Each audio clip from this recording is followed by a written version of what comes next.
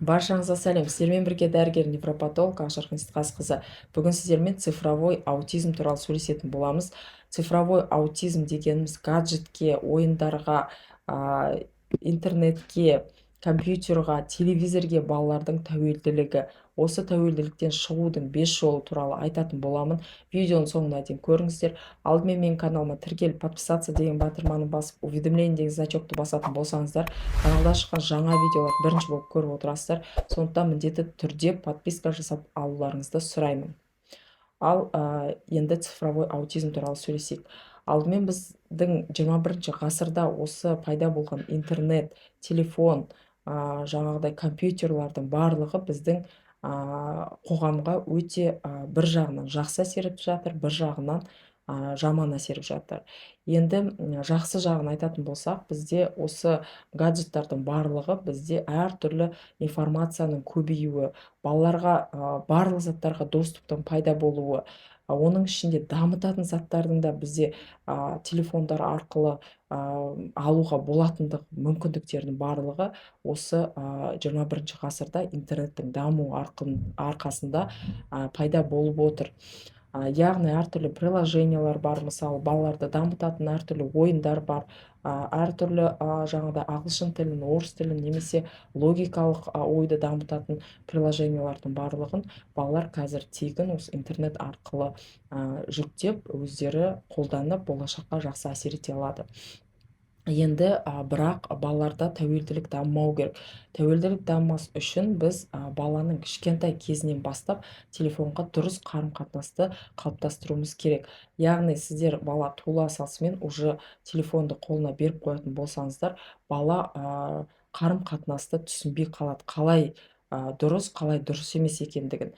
Сондықтан біз телефонды 3 жасқа дейін бермеуді ұсынамыз. Өйткені 3 жасқа дейін біздің балаларымыздың миы кәдімгі таза флешка сияқты болады, губка сияқты, таза губка сияқты айналадағы заттардың барлығын қабылдауы керек 3 жасқа дейін. Оның ішінде бала сөйлеп үйрену керек, ойлап үйрену керек, үлкендермен қарым-қатынасты үйрену керек. Сондықтан 3 жасқа дейін желательно гаджеттарды бермеген дұрыс. Енді егер сіздер ерте жастан балаға гаджетті беріп қоятын болсаңыздар, оның бір жағынан плюсы сіздерге, бала тып-тыныш отырады бір бұрышта, сіздер өздеріңіздің тірліктеріңізді жасап аласыздар. Бірақ уже 3 жасқа толған кезде сіздер байқайсыздар, что бала уже даму жағынан артта қалып жатыр. Яғни ол сөйлеу жағынан кешігуі мүмкін, психикалық жағынан кешігуі мүмкін, ойлау қабілетінің дұрыс болмауы мүмкін, иә. Оны бірақ сіздер 3 жастан кейін уже байқай бастайсыздар. Сондықтан желательно 3 жасқа дейін біз гаджеттарды бермегенді ұсынамыз. Ал енді мектеп жасындағы балаларды айтатын болсақ, мектеп жасындағы балаларға бізге дұрыс түсінік қалыптастыру керек. Ол үшін біз гаджеттардың баланың денсаулығына қандай кері әсер ететіндігі туралы сіздер біліп алуларыңыз керек. Бірінші кері әсері ол баланың көзінің көруінің нашарлауы. Яғни біздің көзіміз әрқашан жақын жерге, алыс жерге қарап, оңға солға бұрылып, әрқашан жұмылып, бізде көзіміз постоянно қимыл қозғалыста болу керек. Егер бала бір положениеда ұзақ уақыт бойы, мысалы телефонда немесе компьютерда ұзақ уақыт отыратын болса, көзіне нагрузка келеді, бұлшықеттері напряжениеда болады, және де көрудің жаңағыдай нашарлауы мүмкін. Әртүрлі диагноздар дамуы мүмкін, астигматизм, миопия деген сияқты әртүрлі балаларда аурулар дамиды. Екінші теріс әсері ол омыртқа жүйесіне әсер етеді. Қазіргі таңда омыртқа аурулары балаларда өте көбейіп жатыр.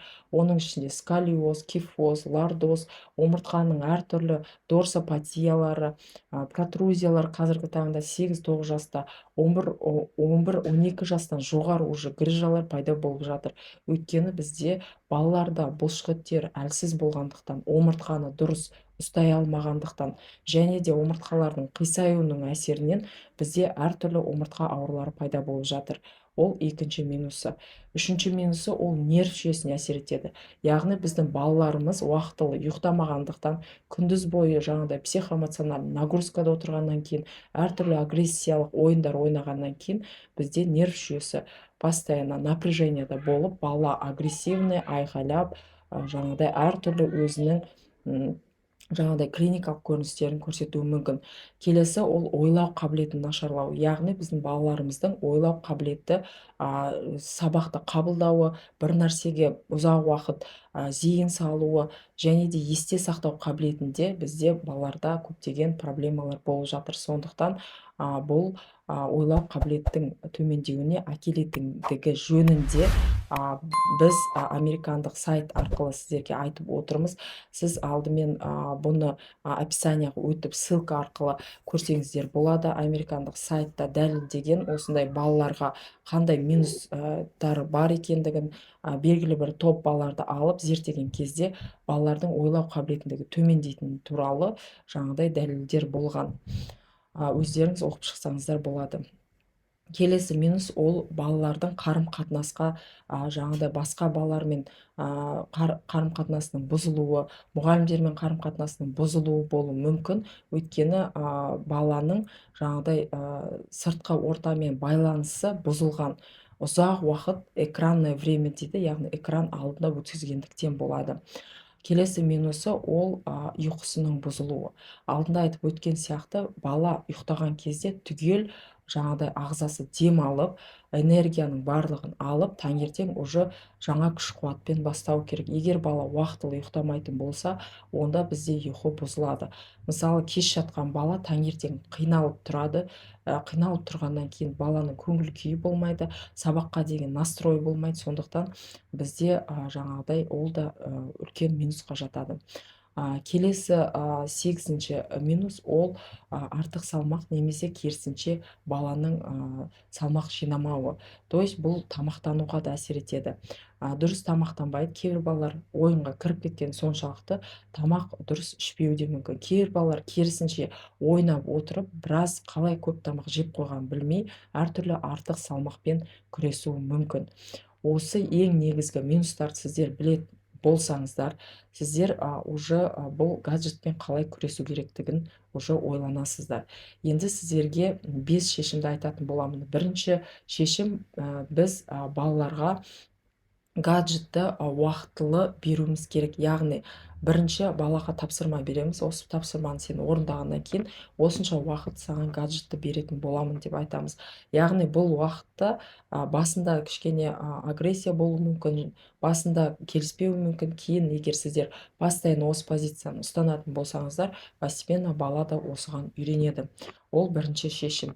Екінші шешім, біз осы баланың көретін заттарын өзіңіз де көрулеріңіз керек. Яғни, бала немен айналысып жатыр, не көріп жатыр, соны сіздер тоже қадағалауыңыз керек.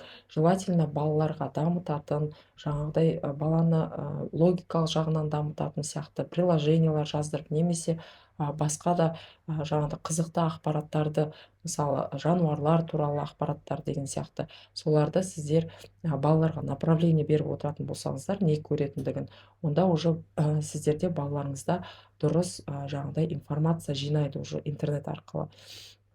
Үшінші, ол балаға біз уақытты ограничивать етеміз. Мысалы, кешкі сағат 8-ден кейін біз телефонды бермеуіміз керек. Не үшін? Потому что 8-ден кейін балада уже ұйқыға ағзасы дайындала бастауы керек. 9-10-ның ортасында бала желательно ұйықтап қалу керек. Сондықтан 8-ден бастап біз телефонды жаңағыдай бермейміз. Келесі бізде 4-ші, ол міндетті түрде спортпен айналысу керек. Егер бала спортпен айналысатын болса, ағзасында қан айналым процесі жақсы жүреді. Бала жаңағыдай бүткіл энергиясын бәрін сол спортта шығарып, уақытылы ұйықтап, мысалы шаршап келеді уже бала. Сондықтан спорт та бізге өте үлкен көмекші болады. Сондықтан балаларыңызды міндетті түрде спортқа жаздырыңыз. Бұл 4-ші шешім. 5-ші шешім, балаға мотивация. Мотивация дегеніміз сіздер гаджеттің плюстары мен жаңағыдай оқудың плюстарын, яғни өзіне алдына мақсат, бағыт, бағдар қойып үйретуіңіз керек. Мысалы, сіз түсіндіріп айтуыңыз керек, гаджет қандай минустар алып келуі мүмкін, сабақ оқыса қандай плюстар әкелуі мүмкін деген сияқты сіздер балаға сау қарым-қатынасты қалыптастыруыңыз керек. Енді қорытындылай келе, мен сіздерге жаңағыдай гаджеттерді оңай дұрыс қалыптастыру үшін 5 шешімді қайталап өтейін. Біріншісі, ол гаджеттерді определен тапсырмадан кейін ғана беруіміз керек и белгілі бір уақытқа береміз. Екіншісі, ол дамытатын заттарды әртүрлі сіздер приложениені көріп, жаңағыдай осы көріп жатқан баланың көріп жатқан заттарын өздеріңіз де бақылап отыруыңыз керек. Үшінші, ол сағат 8-ден кейін гаджетті бермеуіміз керек. Төртінші шешім, спортпен айналысу керек бала. Бесінші шешім, балаға мотивация беру керек, плюс-минусты түсіндіру керек. Осы 5 жолды сіздер жасайтын болсаңыздар, балада сау жаңағыдай қарым-қатынас қалыптасады гаджетке деген. Осы видео сіздерге пайдалы болған болса, міндетті түрде лайк баса кетіңіздер. Астына комментарияға сіздердің балаларыңызда гаджетке тәуелділік бар ма, жоқ па, сіздер қалай көресіңіздер, соны да жаза кетсеңіздер. Сіздермен бірге болған дәрігер, невропатолог Ақжарқын Сейтқасыпқызы. Қош сау болыңыздар, ауырмаңыздар.